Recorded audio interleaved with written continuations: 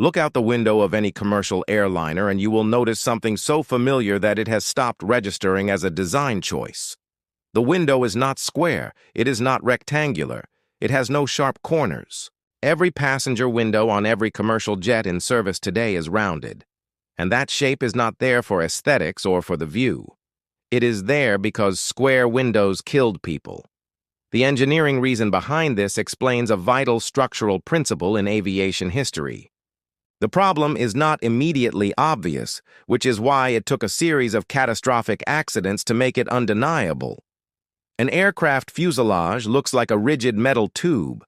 From the outside, it appears to be a structure under simple compression, but at cruising altitude, the cabin is pressurized to 8,000 feet, while the outside environment is at 40,000 feet, where the air is thin. The pressure differential is roughly 90,000 newtons of outward force pressing against every square meter of the fuselage skin. The fuselage is a pressurized vessel under continuous tension, expanding slightly with every pressurization cycle and contracting with every depressurization. Consider a typical narrow-body airliner. Each flight involves one cycle. The skin expands on climb and contracts on descent. Over a 20-year life, the fuselage undergoes 10,000 cycles. Each cycle applies a load equivalent to tens of thousands of newtons across the skin. The material does not fail immediately. It accumulates damage. Microscopic cracks initiate at points of stress concentration and grow incrementally, a process called fatigue. The question for the engineer is where cracks will form, how fast they grow, and if the structure will give warning before reaching critical length. Everything about modern design, material choice, skin thickness, and window shape is organized around managing this fatigue process. Most assume round windows are simply stronger than square ones. That is an oversimplification that misses the specific mechanism. The issue is what happens to the stress in the fuselage skin immediately surrounding the window cutout. Any opening in a pressurized shell interrupts the flow of stress. The stress must now flow around the opening. This redirection concentrates stress at the edges, and the geometry of those edges determines exactly how severe that concentration becomes. At a smooth curve, stress flows gradually. The concentration factor at the edge of a circular hole is approximately 3, which is manageable. At a sharp corner, the concentration is dramatically higher, and under cyclic loading, that is precisely where fatigue cracks initiate and grow fastest. This is not just a theoretical prediction. It is a lesson that was written in the wreckage of 3 aircraft in 1954. The Havilland Comet was the world's first commercial jet airliner. It was a technological achievement years ahead of its competitors. It flew higher and faster, offering passengers a smooth ride above the weather at altitudes that propeller aircraft could not reach. And it had square windows. Specifically, the Comet 1 had windows with relatively sharp corners, and the cutouts for its automatic direction finder aerials on the roof were approximately square. In January 1954, BOAC Flight 781 disintegrated at cruising altitude over the Mediterranean. In April 1954, South African Airways Flight 201 suffered an identical structural failure. Investigation and subsequent pressurization testing of a complete Comet fuselage in a water tank confirmed what the stress analysis predicted. Fatigue cracks had initiated at the corners of the window and aerial cutouts, grown through the pressurization cycles of normal service, and eventually reached a length at which they propagated catastrophically. Across the fuselage skin in a fraction of a second, the aircraft did not gradually weaken and give warning. It failed suddenly and completely at altitude.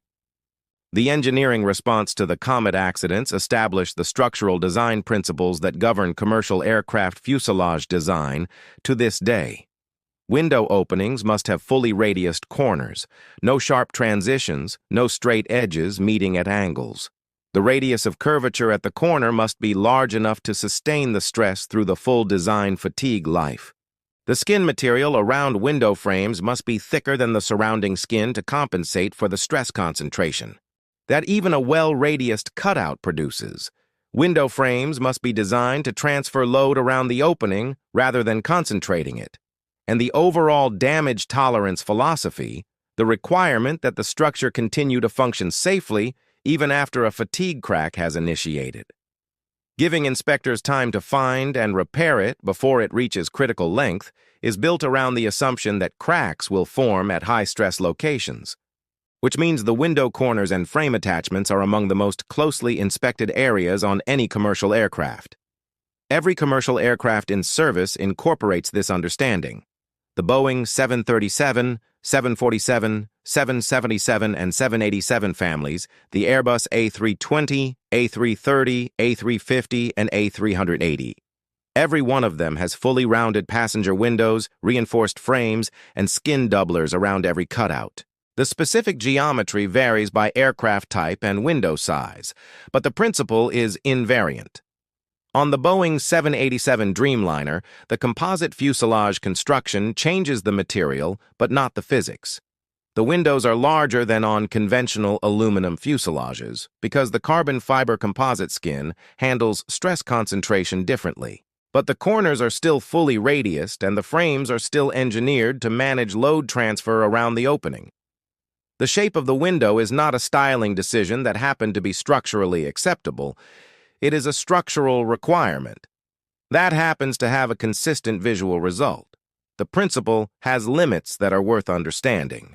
Rounding a window corner reduces the stress concentration, but it does not eliminate it. Even a perfectly circular hole in a plate under tension produces a stress concentration factor of approximately 3 at its edge. The design solution is not to make the concentration zero, that is geometrically impossible, but to ensure the crack growth remains manageable, keeping it within bounds over the aircraft's design life. When an aircraft is operated beyond its design fatigue life, damage becomes a concern. The 2011 Southwest Airlines fuselage rupture on a Boeing 737-300 involved fatigue cracking that initiated along a line of rivet holes, propagating along the lap joint, a reminder that the stress management problem around fuselage cutouts is never fully solved, only carefully managed. So why are airplane windows round? Because a corner concentrates stress. A pressurized fuselage cycles through tens of thousands of load applications over its service life. At a sharp corner, that cycling initiates fatigue cracks faster than any inspection program can reliably detect them before they reach a dangerous length. The round window is not a shape chosen for elegance. It is the geometric consequence of a stress problem that became undeniable in 1954. Every rounded corner on every window flying today is a direct engineering response to that failure, built so the lesson does not have to be learned again. What happens when a fatigue crack reaches a critical length and begins to propagate? The fracture mechanics are the next layer of this problem. I have covered that in another video.